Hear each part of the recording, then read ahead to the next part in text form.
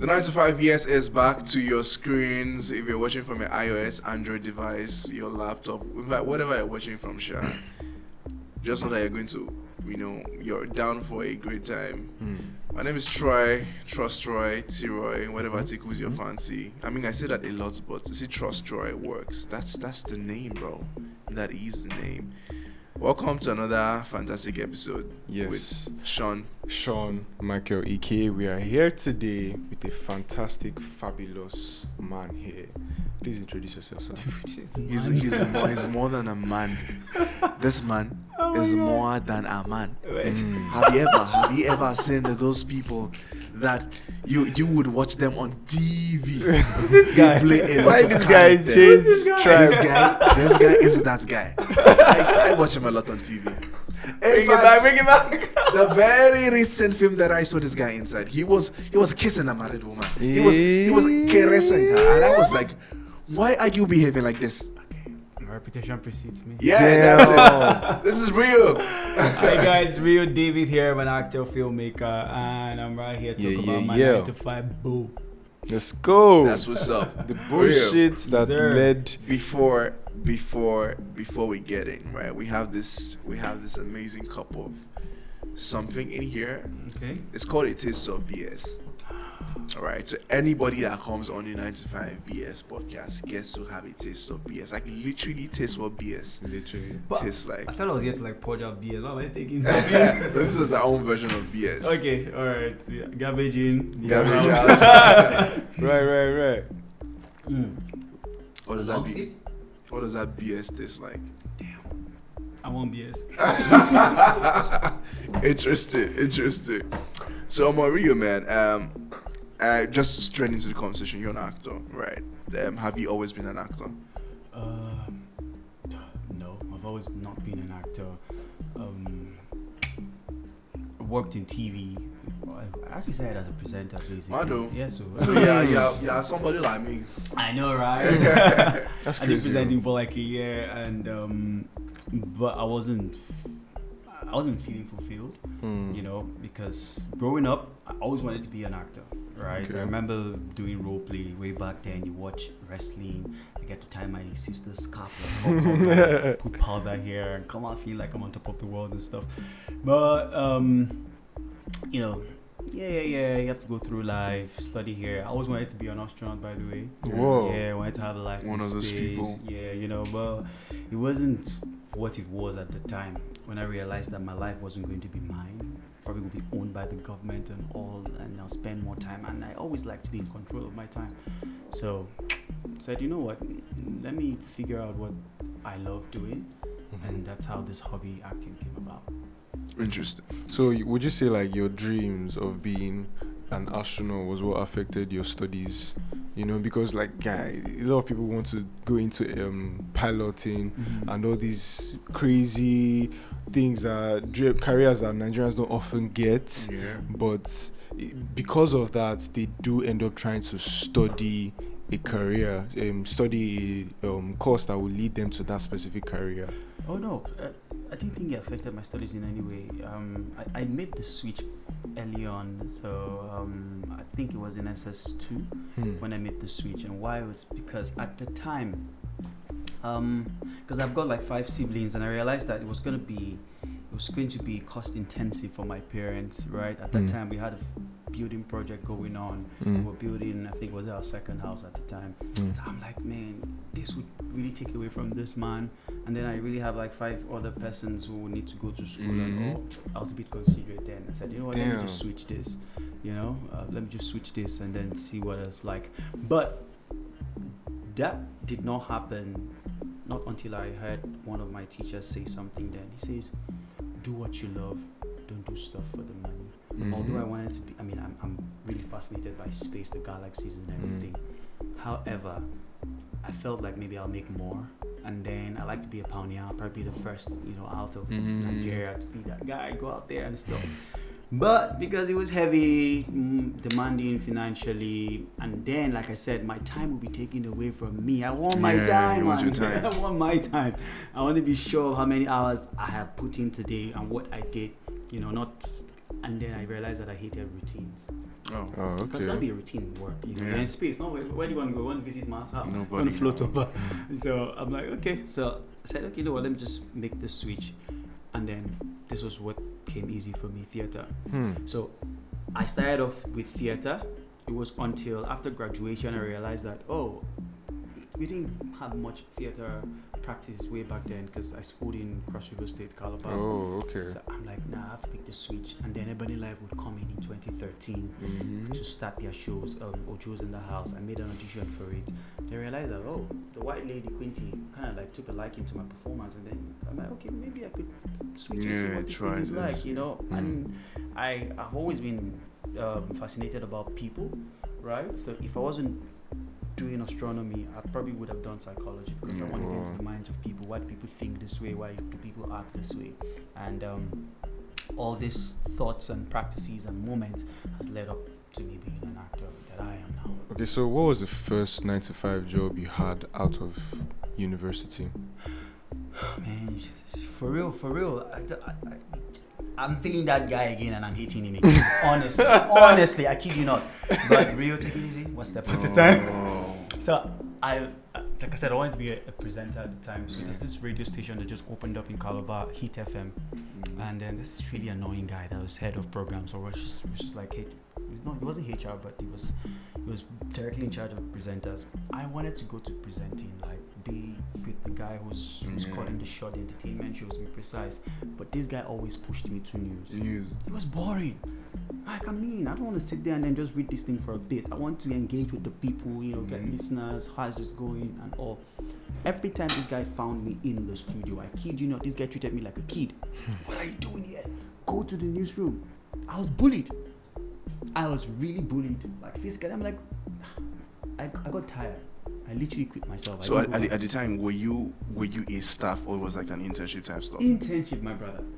Internship. So I'm here to learn, right? And you're like forcing me to learn what I don't want to learn. You would have been nicer if probably they had made me a staff and then pushed me to a department. Yeah. Now you have control over me because as an intern, your job is to learn as much as you can learn. Exactly. And I felt like I understood the news bits totally. You just go out there, collect this news, and then they had this really cool thing I liked that time. iReporter. So if you see something happening, you look out. Just take a picture to make a video. Exactly. It made it a bit easy, right? So the rest, I'll just compile these things together and read the news. But I wasn't just having any of that. I wanted to be the guys pushing the buttons. I'm going to take this off, take this down, make that laugh pop here, give the audience the time to speak and all of that. I really wanted to do that, but I didn't get the chance. It wasn't pleasant. Interesting. So, long story short, you've moved from presenting to now presenting characters in front of, on screen. So, what is it like being an actor in 2024? A lot has changed from when I started. Now, when I mean change, because COVID happened to everyone. Yeah. It happened to everyone. Before, we used to have like open casting calls. You see like a bunch of people. Sometimes you have closed casting where a few persons are selected. But right now, it's, just send me a tip. Literally, when I stepped out the first time, I had to go help a friend do a tape. Send me a tape. So you just set your camera right now. And then there are technologies whereby I could record the other responders' parts. And then I just wait for the cue. Yeah. So this beautiful film I saw, Drive My Car, right? It's I think it's Korean, right? So what this guy does is his wife, reading this text, Uncle Vanya by Anton Chekhov. So his wife will record her part, right? And then this guy is the actor who's got to rehearse this line. Yeah. So she records, put spaces, put spaces, and then this guy on his drive to work, he's rehearsing. So he says his line, and then his wife responds with her line. Yeah. It was really cool, and that's what acting is today. We're moving from analog to tech right now.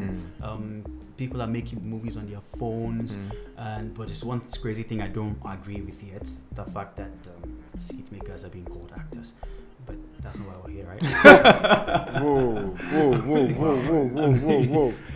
You just called people that. A lot of them that are skip makers now, maybe not a lot, right? I would want to reference the likes of maybe Mr. Macaroni, who theater trained Yeah. and Yeah. found an entry point into the industry by being a skill maker, right? I want to believe that maybe a few of them, or a few of the skill makers we have now, have like share similar story. Oh, yes. But I still also somehow believe that a lot of them are just after, if this guy can blow, maybe I too can. Yes, I mean, I agree with you. Big shout out to Macaroni, big shout out to Brother Shaggy. Those are really theater trained actors. But why I do not agree with people calling them actors is it rules. I mean, trust me, you didn't wake up one morning and then you just started talking and you gone through the process. I read your catalog, I read your brief, and you have 7 years in this. Yeah. Think about it. Maybe you're just one kid and your mom got you a recorder and then you recorded your first show and then you put it out there. No technicality to it, nothing to it. Come on now. And then, all the nuances of getting a film right. No character motivation. Nothing, no. you just put it out there. But another reason why I do not agree with it is because I had a friend, he's in the UK now, he wanted us to do skits, and our skits were really funny. But I sat back and kicked about the big and I was like, okay, I studied Brother Shaggy, like big shout out again. Yeah. Do you realize that Brother Shaggy is a fantastic actor, but people don't see him there on skit? If you hear Brother Shaggy, what's the first thing that comes to your mind? Skits. Exactly, but this guy's a really good actor. Do you get me? And I feel like that has also like ruined the way we see him, even when he gets to play characters in movies. Even serious characters. It now becomes almost like a typecast because we want Brother Shaggy as Brother Shaggy, not as what's his real name again, Samuel Perry. Yes. Exactly. So that I really don't agree with that, and most of them do not subscribe to getting trained. Same thing with the oh my god, it's 9 to 5. I just keep going on around. Same thing with the BBA guys. You come out of the house and then next thing you're putting you because they want to sell tickets. Yeah. But I did the research, the analogy. These things don't translate to sales. Yeah. In the end. Right, it's just a market Just a for facade, publicity, but it doesn't translate. So I was in a meeting one time over the weekend, and this lady talked about how this thing happened for them. She was in an advertising company one time, and then hey, let's get this influencer. They got the influencer, paid a huge sum to get the guy on board, but when they go back to the records, you're not recording sales. It's not going because just a buzz, a frenzy. Yeah. So people take that image from the project, not the project itself. So it's kind of like a misrepresentation of ideas and intention when it comes to having these guys on board. But like I said, I'm just one who's rooting for training. Just get trained because you're not going to be comfortable in a plane if you have that guy who just probably because his dad had say fleets of jets and then he probably got into one for the first time, was able to lift off this level, and then you want to trust him to take you from point A to point D. It's not. All right, so interesting. So something about like acting that fascinates me is how like you guys are able to get into characters and get out of characters or move from one character to another, right? And I think that brings me to a question that has always been bugging my mind is, what are the job hazards associated with being an actor? Because I want to imagine that there is a lot, but we probably don't talk about it enough. The most you hear is maybe one director assaulted one actor at some point, but I feel like there's a lot more. And I would really appreciate if you can highlight some of that. Yeah, there's a lot. There's really a lot, and sometimes it's even gender-based, as has sexual assault and stuff like that. One of the downsides to it that people don't see is people get stuck on playing these roles that they can't even step out. They can't differentiate their real lives from them playing these characters. I remember Kit Harington, before I come to my own story, Kit Harington from Game of Thrones, he his uncle, what's his name? The Lannister guy. Yeah, the dwarf one. Dwarf was always drinking, and he made the guy also drink, right? Jon Snow. Jon Snow finished that show and he didn't know when he became addicted, so he had to go into therapy for that. Whoa. Yeah. So I remember playing a character one time. I'm not queer, but I played this queer character. I did it so well that I started walking like that. I think a month or two after. Yo, no way. Sick. Yeah. No way. Yeah, and I had comments coming up from my own people like, man, I swear to God, this guy, man, don't. Yeah, man, don't touch you. Nah, what the fuck? Yeah, I remember one time I got featured on this episode, the Johnsons, Okay. and then the director was there, so I'm going to play this drug addict. I done my research. I get on set, and while we're rehearsing, because I'm trying to get in the mood, Okay, and I'm okay. getting. Then the guy cuts me and says, no, bro, what's up? Abi, are you for real? Are you drugging for real? Why you playing the character too much? I'm like, I thought we're doing reality here, Yeah. you know. So there are not many persons that have that wherewithal to step out of this after work, and it stays with them for life. Another hazard would be being stereotyped. So now, because you get hooked on this, you can't do something else. Yeah, People just say, okay, you know what, you're going to be doing this for the rest of your probably for the rest of your life. That's the one that happens after the picture. But the ones before then, people, the job is really not set in stone. I remember something that happened recently last year.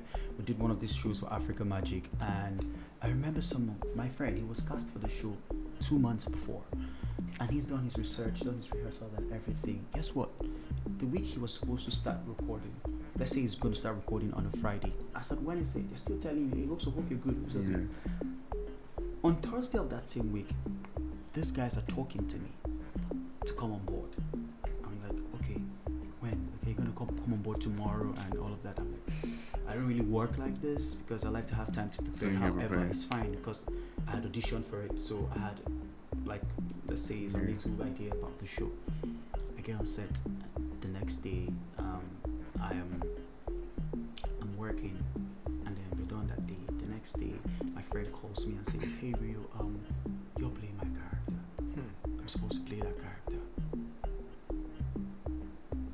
So he's rehearsed for almost a month or two. He doesn't even know. As a matter of fact, as at the morning when the call sheet was laid out, he sees my name attached to his character. Yeah.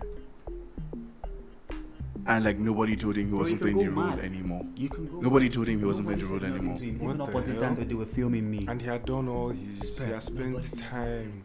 What? Nobody said nothing. That's completely insane. I felt that because I had a moment in my career one time in 2020 that I was depressed and I was going to be active, right? I had this showrunner guy who was quite a bully. So imagine getting on set and somebody just randomly tells you, because we have call sheets, right? So if you're leading the project, you're number one, and then like that.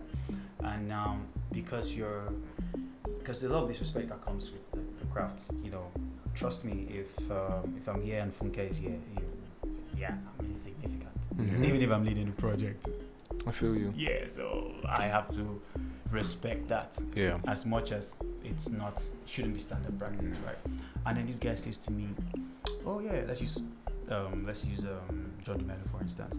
So, you know you're leading the project, but technically John DeMello is number one." Unprovoked. Which is like against standard practice, because normally on the call sheet you're supposed to be number one. Yeah, on the call sheet I am number one. He's written there, but this guy walks up to me and says, unprovoked, and just tells me that. I'm like, this is not gonna help me. Why am I getting this? It blew my mind, you know. Back again, while you're on set, so if you're not the face or they don't know you, if you've been grinding your ass for years, and then they say this guy who's just a new sensation, which is probably popped out of the house, is coming on set. The makeup artists are clamoring for that guy's look. Nobody's paying attention to you. You probably have to go with your own makeup kits and make yourself look good. Is that crazy? I remember one time, this is really funny because I remember it now. I healed from it. I get on set to play something.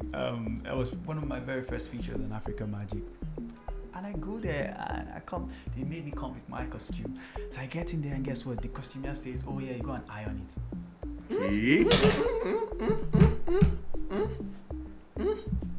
I said, "I'm not doing that. Somebody's getting money for this, right? Yeah. Somebody's getting money as a costumier, right? I'm not doing this." She reports to her HOD. The HOD comes and says, "Who's the guy?" I'm like, "Hey, hi mom. I'm not going to do it. Somebody's going to get money after this, right? So what?" And then the lady, they reported to the AD. The AD comes and says, "Guy, you're not going to do like that. Now just calm down. And I immediately got irritated because I was trying to see how this is playing out. Yeah. How did he get this rotten? How did he get this rotten? Because all through my career, I make bold to say I've never been handed out a role. I always earn it. And the day I start getting handouts, I stop acting. I've been saying this for the longest. Because I want to be sure when I know I can't do it on my own anymore, and then I know either I need to go back to school, I need to go back to training, or do I do that regularly? But I need to go back to figure out why. Then somebody's giving you every time. You will not even know how it hurts or what when you're winning for real. Yeah. So I'm like, nah, I wasn't gonna do it. Next thing I know, the guy comes back, come on now, just run. I looked at the guy, because see an elderly guy begging me. I'm even feeling for him. I understand. I get on set. While I'm on set, the guy who did the casting calls me and says, have you started filming? I say, yes. Why? He says, oh, okay. Apparently they wanted to lay me off. Because of that. you refuse to iron? Yeah. That's crazy. A lot goes on behind the scenes, man. It's That's really wild. crazy. Yeah. And then that people don't even respect contracts. That's the funny thing. Oh my god. So I think like this is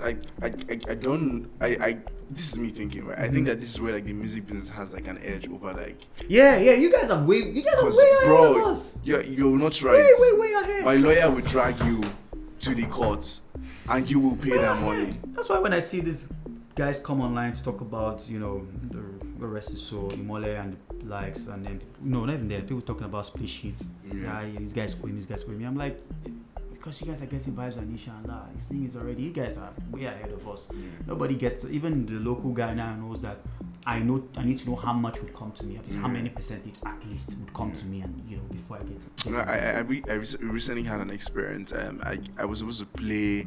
A friend of mine was making his directorial debut, and he was filming like a featurette or a feature film, a short film. Can't exactly tell. It's like, yo, come play Wakapas. I was like, yeah, I'm gonna play. It's my first TV debut. Let me go. It's always euphoria. Trust me. And then we get on set.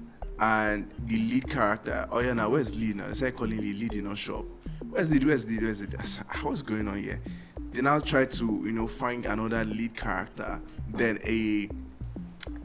they were still in that conversation. And then the person that's supposed to play his spouse in the short film.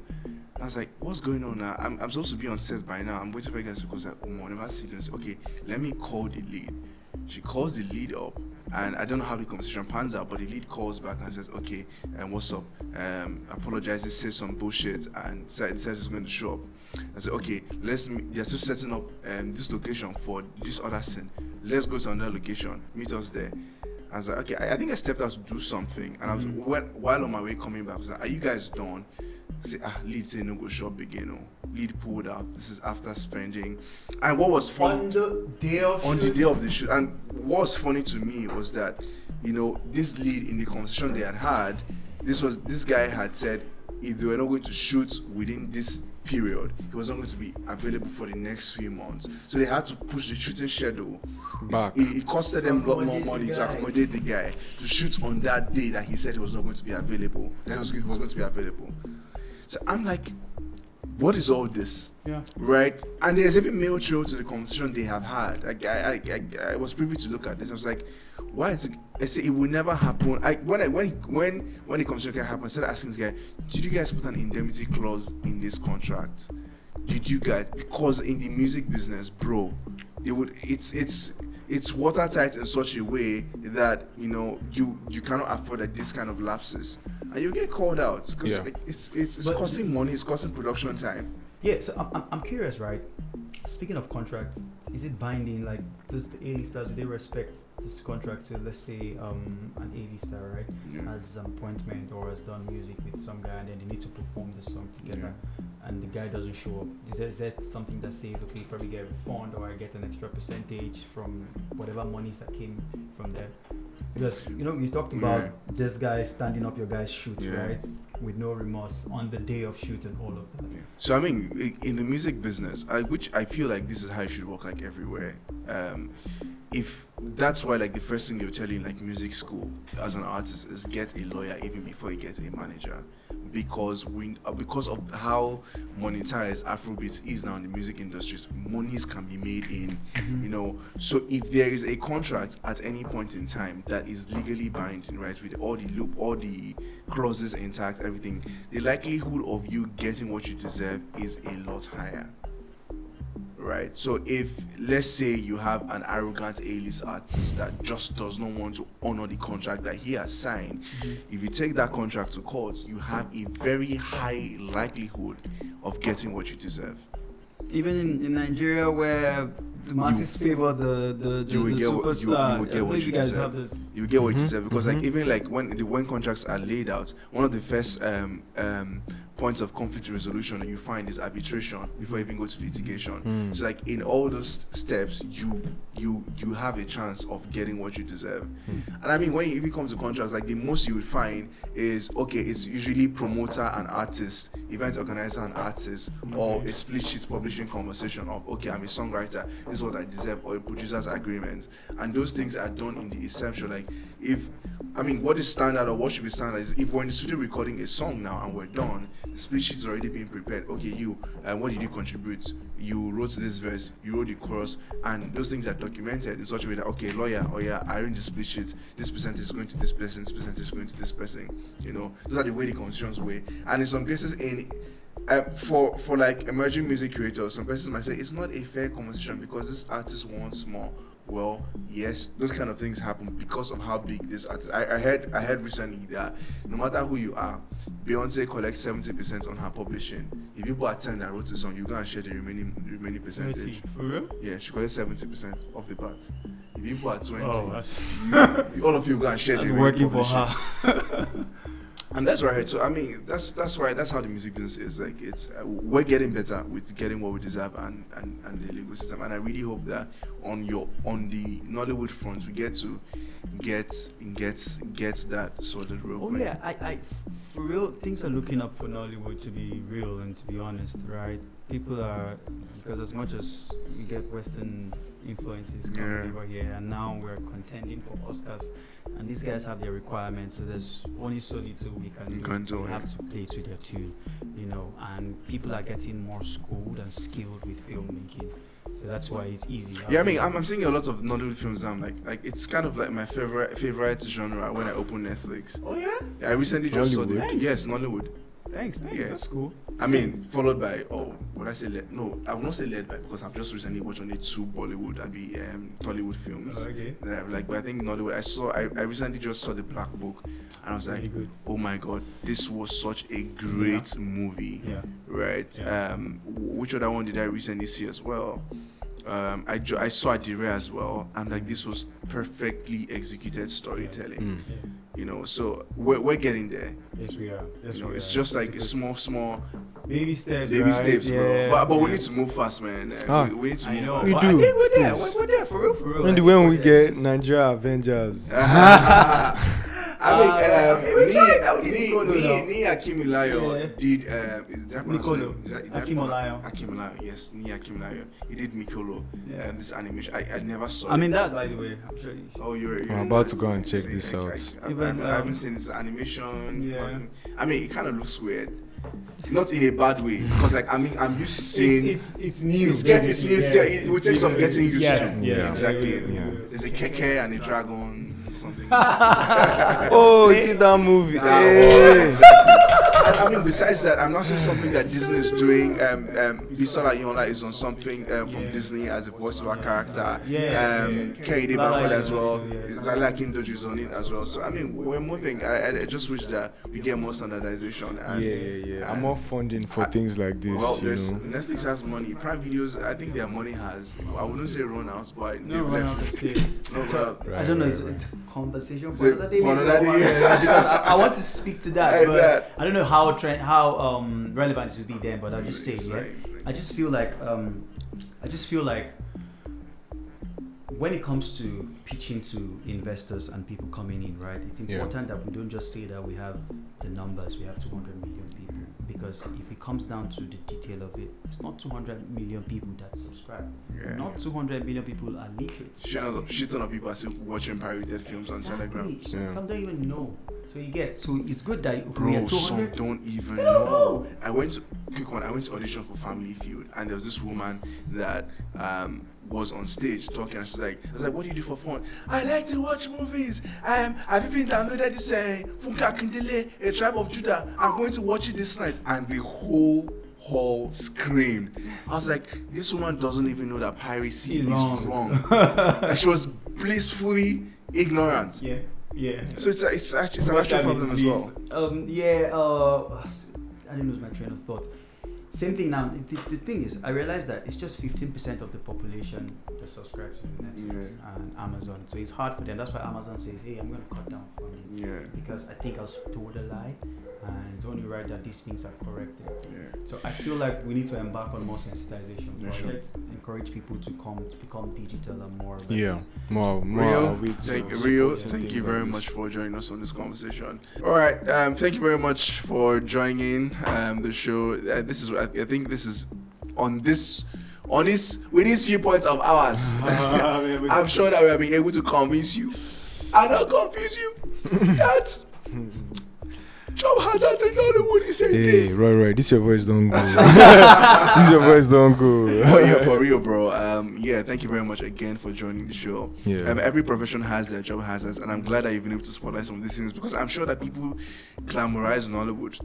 They see these actors and actresses and they feel like, oh, you guys have it good, but they don't know what it takes from you mentally, what it takes from you physically and spiritually, I dare say. Yeah. So thank you. This is the 95 VS podcast. Troy signing out. Sean Michael. Ensure that you subscribe, watch our show, share with your friends and family, and thanks for having me. Bye. Yes,